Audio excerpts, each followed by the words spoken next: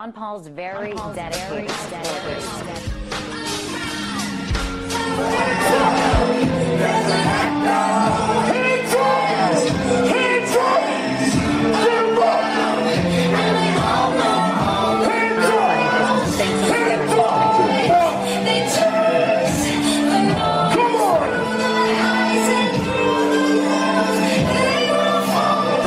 JP Morgan debacle.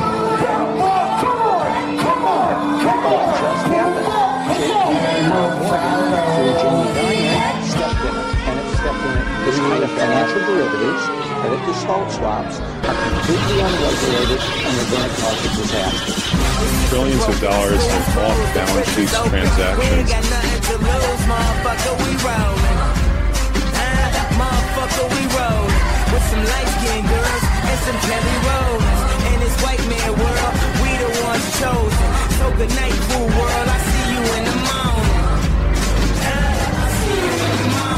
But apart from the language, culture, border checks, we're all in this together. Hey everybody, it's me, your good friend, the Obama supporter. Is that you can't trust Alex Jones. I poured it over half what's in there, now I got 1.5. Hey Ross, what is that? Half of a Corvette. Oh. The elixir, that number 9? Oh. That's government issue.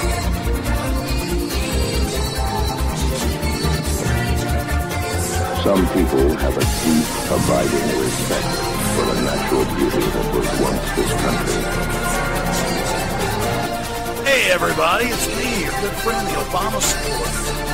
And Alex Jones, another sellout. People start pollution. People can stop it. Sellout.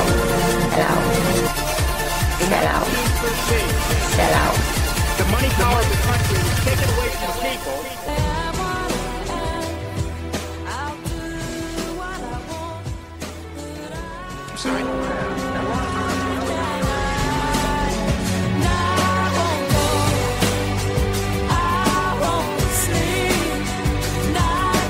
You gotta let him go. INFOWARS.com. Alex Jones. Once again, if on a political level, sometimes there's a lot of things I agree with, but ultimately, politics is a means to distract you from what's really going on. And this guy is one of the first gatekeepers to catch people coming out of the trance. He caught me, 5-6 years ago. But I used it as a stare, not a chair. I didn't sit there. I can't give you Warp 9 much longer, Mr. Spock. These engines are beginning to show signs of stress.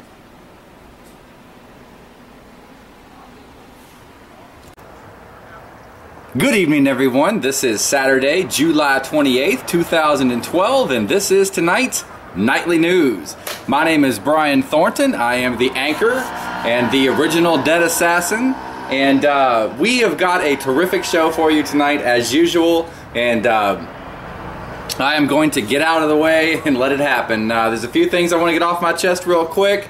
I want to touch base with all the assassins out there that do make the nightly news.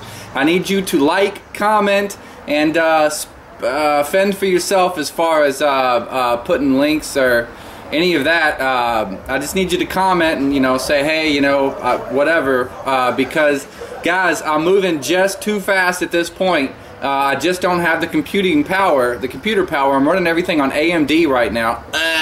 Anybody that knows anything about tech, geek out. This is the best I can do for the time being. So you need to, if you want to piggyback off the Dead Assassins, hey, that's cool, because I ain't here for money. I'm here for education of the people out there who are trying to come out of the phony media, like myself, who is now T-minus 6.5 weeks, maybe 7 weeks. Woo! And I ain't even turned on the stupid TV news. You know what I'm saying? And I tried to watch a little Destination Truth from Sci-Fi Channel. Good God, Josh, you're a fucking idiot too. Okay, everyone, turn it off. Okay, and then I tuned over to E, and E was covering Ann Curry interviewing a victim. Sorry about you guys. Look, the Batman thing. Whatever. Oh God, the sky is falling. F that effing TV now. We've been saying it since the 80s, for Christ's sakes. Kill your TV. Just turn it off. get your feet moving, start talking to your neighbors, and let's turn this thing around. Dan Dix hit it on the head the other night on the news. It's a pyramid. Yes, these jerk-offs at the top got all this magic and Lamborghinis, but guess what? We support them. If they ain't gonna support us, we kick their ass. On with the show, and every day is a day to kick the elitist butt. I love each and every one of you guys out there. Like I said, B's out. I gotta get this thing cut so I can try to make the deadline. Everybody that participates, leave a comment, like. Anybody that watches, do whatever you gotta do. We've got to take this thing over, or they got little boxes and cages for all of us. And guess what? No. Peace! The First Amendment is the source of the 5 most important civil rights guarantees. Are you the head of a large homeland security bureaucracy whose funding depends on your supposed ability to foil large-scale terror plots in spectacular fashion? An attorney general in hot water over knowingly selling guns to Mexican drug lords that resulted in thousands of murders? A White House official who's worried that the public is just no longer scared by turban boogeymen? Well, today on the How To podcast, we tell you how to foil your own terror plot. In order to bust a fake terrorist cell that you yourself funded and created, you'll need a bunch of total fucking dipshits with intelligence in the bottom quartile, preferably homeless people, as they can more easily be bribed with food and rent money. Money for bribing, equipping, and supporting your fake terror cell, although this can obviously come from the taxpayer funds you have access to. An FBI or government informant, and a cocksucker lapdog corporate media that will breathlessly report everything you say as gospel truth without the slightest bit of skepticism. Once you've assembled these ingredients, you're ready to begin setting up and then busting your very own fake terror threat. Step 1. First, gather your team of low-grade morons at the local bus station or abandoned warehouse. The suspects are Midwesterners who said they wanted to strike out against corporate America. Federal prosecutors say this man, Rezwan Fardas, a 26-year-old American citizen, wanted to help al-Qaeda kill Americans. Well, Don and Christine, federal investigators say the suspects are 4 men with a shared hatred for America. Although the 7 suspects are described as al-Qaeda inspired, law enforcement sources tell CBS News there is no evidence tying them to any terrorist group. Step 2. Next, give your crack squad of intellectually challenged fuckwits a pre-scripted terror plot to aim at. Keep in mind, the more ridiculously implausible the plot is, the more likely it will be to generate those much-needed headlines when you later swoop in and pretend to bust them. They plan to blow up the heavily traveled span over the Cuyahoga Valley National Park. The alleged plot is chilling. Fardas wanted to pack large remote-controlled model planes with C4 explosives and crash them into the Pentagon and U.S. Capitol. Allegedly led by Narsil Batiste, the group had visions of raising an Islamic army pledged to Osama bin Laden, and according to the government's indictment, was conspiring to provide material support to al-Qaeda and wage a full ground war against the United States. And though it reads like the pages of a Hollywood script, the impact would have been very real, and many lives would have been lost. Step 3. Finally, have your pre-planted FBI agent or government informant provide this band of patsy troglodytes with all of the supplies and equipment needed to proceed with the fake plan, regardless of whether or not they would ever be able to actually acquire any of these provisions without your help. The FBI began its investigation last year after it says Fardas told an informant about his desire to wage jihad against the U.S. The FBI sent undercover agents posing as al-Qaeda recruiters to meet Fardas. Prosecutors played video of Hussein and 4 alleged would-be bombers planting what they thought were explosives outside of Jewish houses of worship in the Bronx in May of last year. The devices were fake and supplied by the FBI. Aided by an informant posing as an al-Qaeda operative, federal agents captured these grainy images of the group's meetings, held in this rundown warehouse in one of Miami's poorest neighborhoods. Step 4. Now go in and arrest the clueless douchebags you funded, trained, and equipped. If you've done everything just right, the government toady shit-stained media will report everything you say about this ridiculously unlikely terror plot as if they were golden jewels of truth dripping from the mouth of Jesus himself. U.S. officials say they've smashed an Iranian plot to bomb Saudi Arabia's ambassador in Washington with paid help from a Mexican drug cartel. Motivated by hate and bent on killing their neighbors. Investigators say the 4 men from our area used their faith to justify planned attacks on houses of worship. John Miller's joining us now. John, how does blowing up the bridge further their fight against corporate America? Well, it's a little muddled, Scott, but their theory was that, A, it would force the government to put security on every bridge in the country, and that would cost money, and that, B, it would mess up traffic and keep people from getting to work at those big companies. A lot of people say these guys who wanted to blow up the Sears Tower and FBI buildings are just a collection of misfits and wannabes. Nothing to worry about. I think this is actually an update of the Islamic extremist plan for the perfect day. Pro tip. If anyone from the media bothers to press you on any of the actual details of your fantasy scenario, admit everything, change the subject, and pray that no one notices. The man have any actual contact with any members of Al-Qaeda that you know of? Any? Yeah. The answer to that is no. Did you find any explosives, weapons? No. And you raise a good point. This has been a public service announcement from the Friends of the FBI, DHS, and DoD, helping to keep America stocked with ass-clown would-be non-terrorists who can't tie their own shoelaces since 9/11/2001. Because ignorance is strength. Everyone, now here we are at the occupied Tokyo camp in front of the Meti building, as you can see.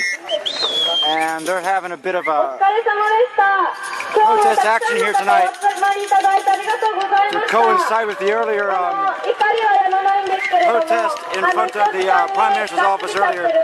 So we're here doing some extra footage. There's a gentleman there, you know, showing a great sign that he's made. So you can see there's a large presence here at the encampment. Get a view of that. Keeping silent after Fukushima is barbaric. All right. Okay.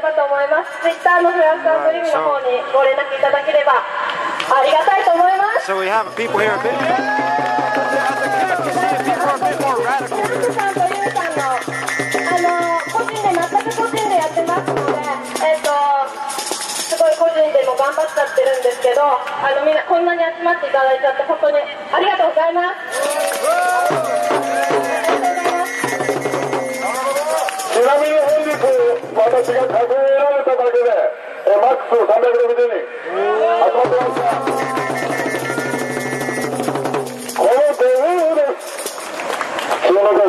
There's a gentleman with another message.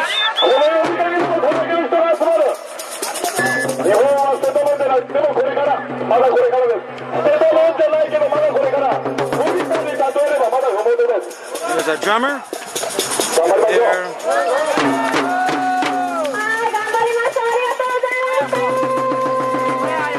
Oh yeah, I'm American, sir.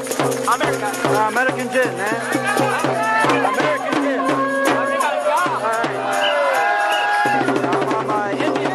You think anti-nuclear? No choice. Must be anti-nuclear. Okay. It's a dangerous power. It is dangerous. Yeah. So, say hello to the world. Say hello. That's right. Okay, so, what do you think about nuclear power? Nuclear power is very dangerous. Very dangerous. Okay. So. Movie? Yes, filming. Yes. Yes, filming, sir. Yes. Power is very dangerous. Yes. All nuclear power, stop! Stop! There you go. You see. I feel so. Yes. Thank you. Thank you. Thank you. So we speak to the world, okay? Yeah. All right. Thank you, sir. Hey. Arigato. Ganbatte, Nihon. Oh, ganbaru. Hey. Nihon ganbaru. Hey, yes. All right. Yeah, you too. You too, yes. So you can see when we get into the encampment here, people really do open up a lot more. Hey. 福島第一原発の収束作業員の人が足りません。All right. ありがとう。政府はそれを隠しています。All right. ありがとう。ありがとう。Yes. Okay. So she was. Her English is very poor, but it's okay. I think they need to speak in their own language and express themselves in their own language. That's a very good thing. So I was able to get across to her that she could speak, and you see she went right for it. So these people want you to listen to them, okay? So there's some friends. All right, let's get a good shot. So they apparently are. So they are protecting the Meti building from the people of Japan. It's quite ironic. I must admit, every time I see the Metro Police protecting government buildings from the people of Japan, when it was the Japanese tax dollars or tax yen, as you might say, that paid for these government buildings, it's rather, ironic and a bit hilarious. But just my own observation on that. That doesn't make a lot of logic. In effect, you see, the people of Japan own these buildings. There's the Meti building there. There's not much more you could add. I mean, the people of Japan effectively own all of this. Their tax money paid for all of this. And to see the Metro Police putting up barriers and things to kind of protect the buildings from the people who paid for it is, ridiculous, right? So we have music, anyways, we have music playing now. It's a bit of festive environment here in front of at the Tokyo encampment. But we'll take a moment to walk over here, and I want to show you again the actual encampment. I've done videos on it before where I've showed you. We'll just walk here in the darkness a little bit. It gives me a chance to comment on what everything has happened today. It's been rather hot today, but there was still a very large presence that came out for the Friday protest action at the Prime Minister's office. And so you see these people are relaxing a little bit.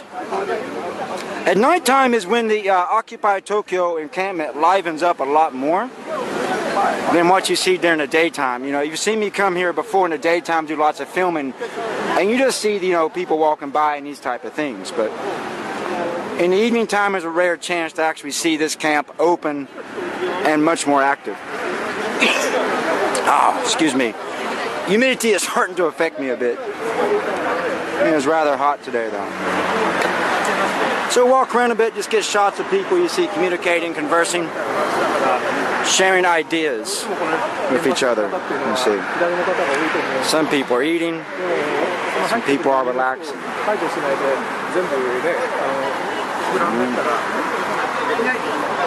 Well, I see there, they light those up at night. The hope flowers, the hope bomb, or the hope balls. So this is what the encampment looks more like at nighttime, especially after a protest action. A lot of people do come down here.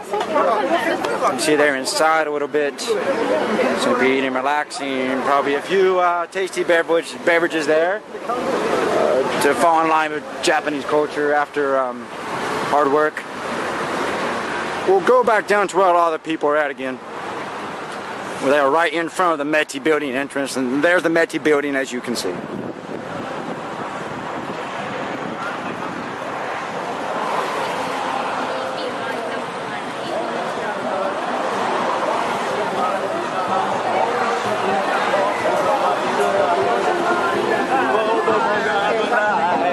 There's more of our friends there. Take you over here and show you a bit of this, where they're playing the music at. You can see some of these fellas here, they're standing back. There's 3 of them there. And there looks to be about one. I'm going to spot another one over there. There's 2 there. There's several others floating around. Hello. Konnichiwa. Konnichiwa. Right. Where are you from? I'm American. America. Yeah, America. West Virginia. Oh, West Virginia. Yes, Country Road. So I'm an independent journalist. Journalist? Independent. Yeah, that's right, right? Right. Journalist Me too. Oh, really? You're a journalist too? Oh, wow. Okay. All right. Very good then. Very good. Okay. So there's another person. Thank you.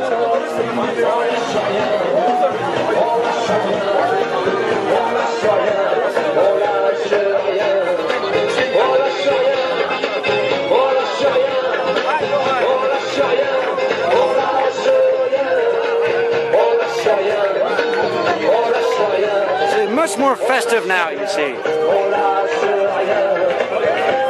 See the true spirit of this movement right now. And we have the protest videos, and we go to these things and we film them. We try to put packages of them together. But that shows energy, that shows the anger, that shows the action they're taking. And now we're seeing more of the community of it. The more heart and soul of it. See people talking, relaxing, communicating, all these things.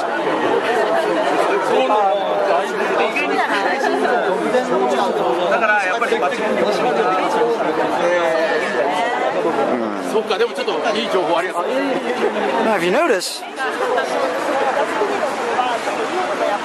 the police don't break this up. Another simple but very poignant sign. Two more gentlemen conversing. And again, you know, I can't just tell everyone enough just how much positivity you see from these events over and over again. You have to even when I go to these protest events and cover them, it's just a lot of positivity from people, just outpouring of things, you know.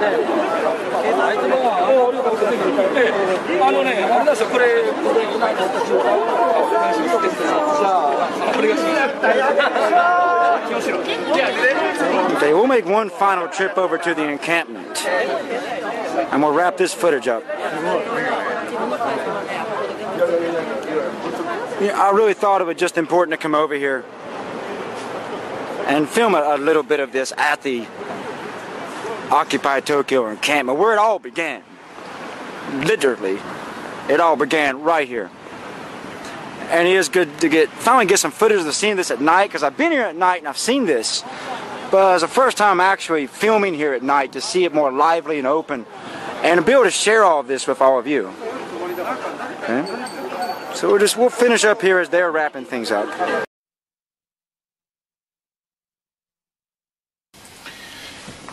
Last year I came to Japan after Fukushima on behalf of the European Committee on Radiation Risk, and I warned the people of Japan about the cover-ups and about the dangers of the enormous amounts of radioactivity that were being released. I was asked by the Kodansha Publishing Corporation to collaborate with one of their reporters to produce a book in the Japanese language in which I presented the viewpoint, the model of the European Committee of Radiation Risk, and all of the discoveries that we had made as a result of laboratory tests and as a result of looking at all of the data that had come out. And this book is now being published. It will be published today on the 25th of July by the Kodansha Publishing Corporation. And if you want to know what the effects of the accident are, and you want to know about the cover-ups and the criminal irresponsibility of the government, then buy the book. In this book you will see leaked data on the extent of the contamination. You will see data from leaked files from the United States Embassy and the Department of Energy of the United States. And these people were measuring the radionuclides and knew right from the very beginning the extent of the contamination. They knew that Tokyo was being contaminated because they had detectors on the roof of the US Embassy. And all of this data you will find in the book.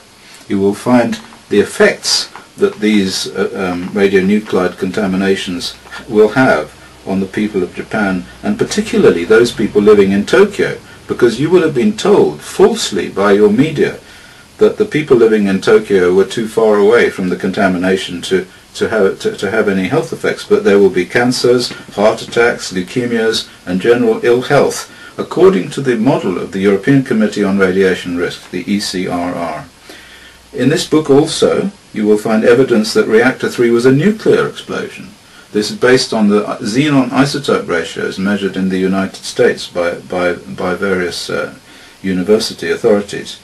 You will find evidence of cover-ups and criminal responsibility by both the Japanese government and the international authorities trying to save the nuclear industry. I've been warning since the Fukushima accident of these cover-ups of the health effects, and since then we have seen many pieces of evidence of the dangers of these exposures. You've seen people dying suddenly for no apparent reason, people dying of heart attacks, children dying of heart attacks, and we now know as a result of a recent survey that 36% of children examined in the Fukushima prefecture have growths on their thyroid gland. You need to know the truth, and if you want to know the truth, you have to buy this book. And there's one particular piece of evidence that that shows the true horror of what happened. There was an air conditioning filter sent to the laboratories of the ECRR here by a lady from central Tokyo who lived on the 20th floor of a high-rise apartment. And this is an air conditioning filter from inside the building, so it doesn't take any air from the outside of the building.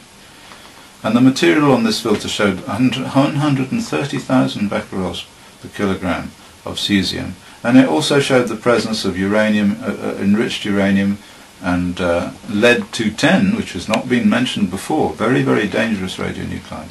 So I'm going to show you how we measured the radioactivity in this filter, and you can see now the true extent of the contamination of Tokyo. Thank you for listening.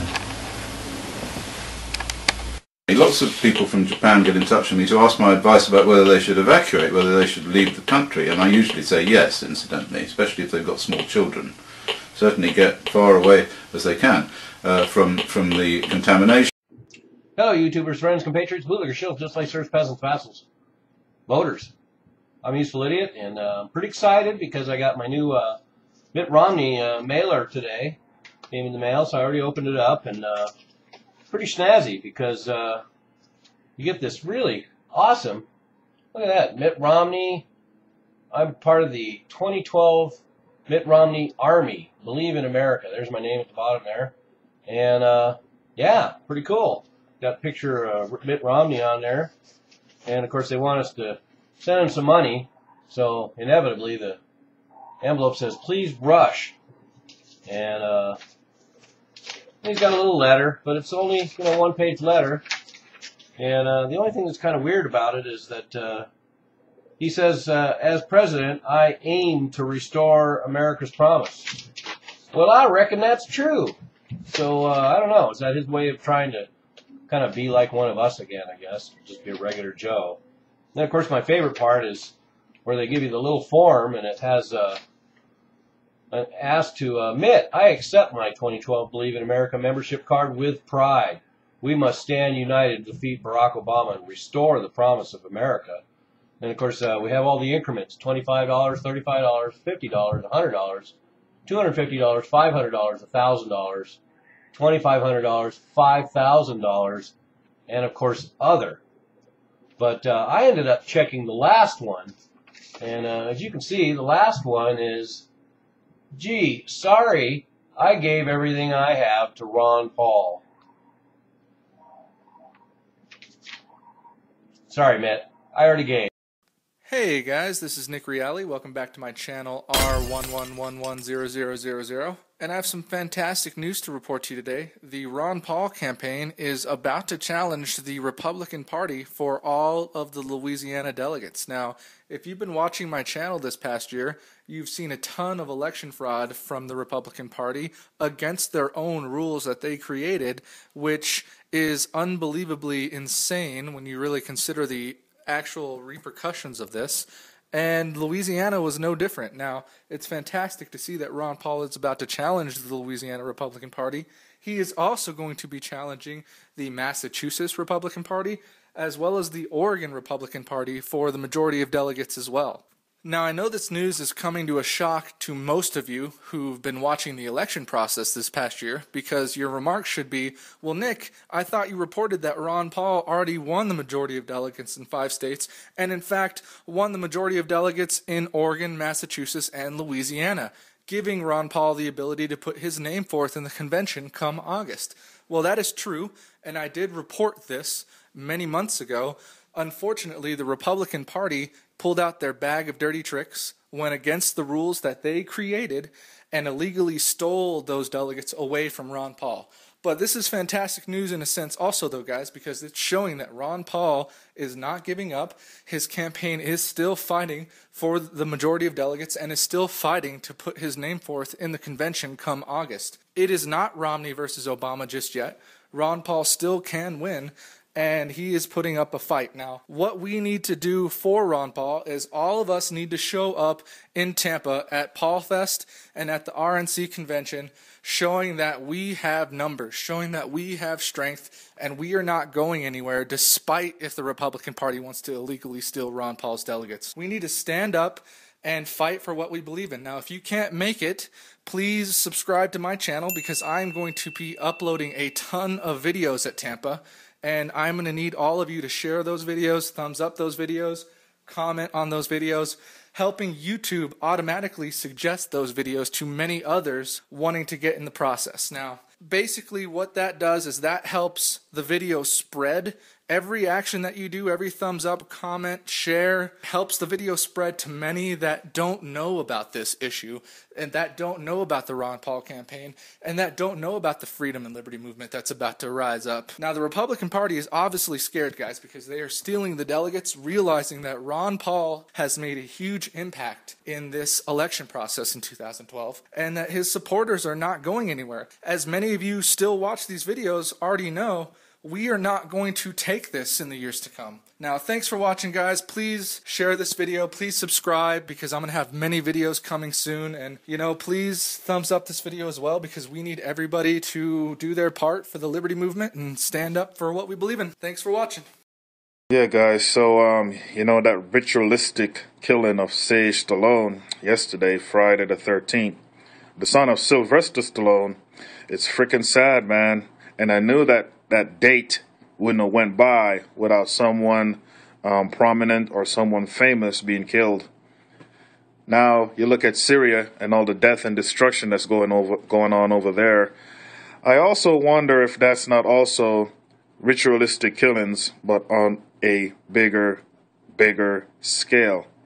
And then with this upcoming London Olympics, I'm not going. If I were you, I wouldn't go either. Stay the hell away. You know there are going to be more ritualistic killings going on over there at that Olympics, right? There's no way you're going to tell me that Olympics is going to go down without someone being killed under mysterious circumstances. Talk to you later.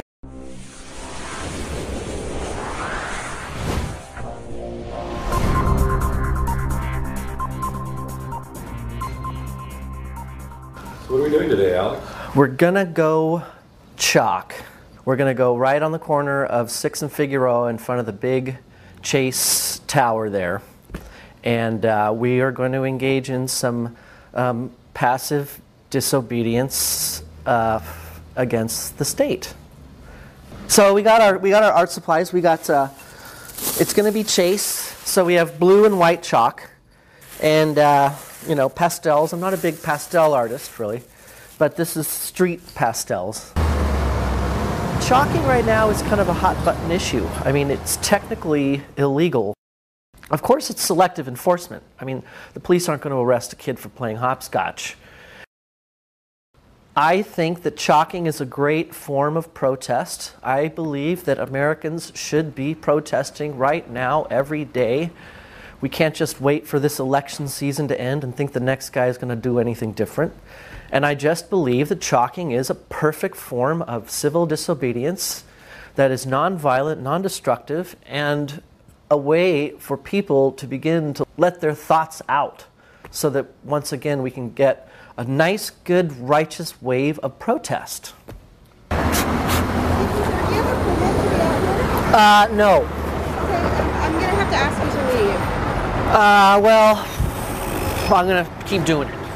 Okay, well then I will call security. Okay. All right, but if you have a permit, that's great. No, I don't. Okay, all right, thank you. Protest is the last thing that Americans have. If our leaders aren't doing anything about this crime, then we have to get out there again. I mean, I've been talking to my friends, figuring out what is going to possibly happen, weighing what I'm going to do versus what might happen, jail or a fine or a court or whatever. And to me, it's worth it. It's worth it at this point. It's symbolic.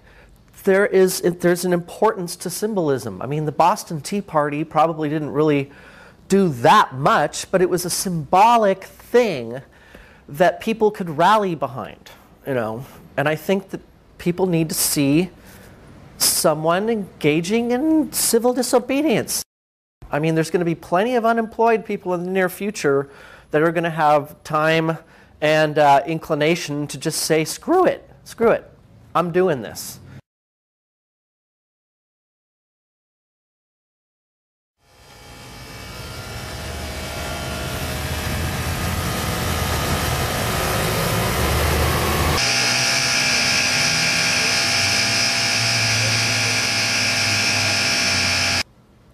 Do this at the place where they're committing the crime.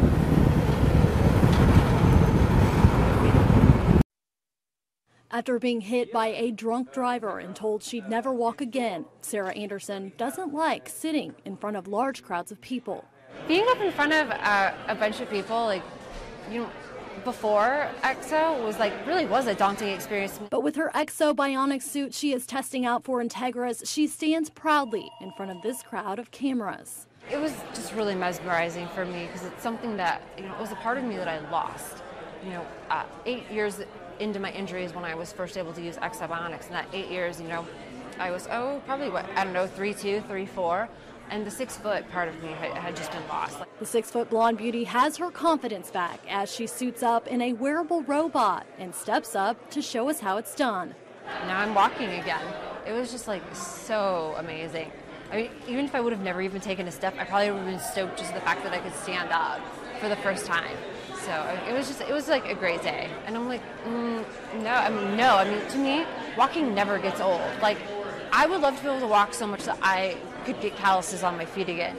Mary Beth Davis is getting ready to learn how to walk again with this EXO suit 2 years after an accident that left her paralyzed from the chest down. God has played a really big role in my life, and I just have a lot of faith, not just in this innovation and technology, but just that I know that things are going to get taken care of, and that really keeps me motivated.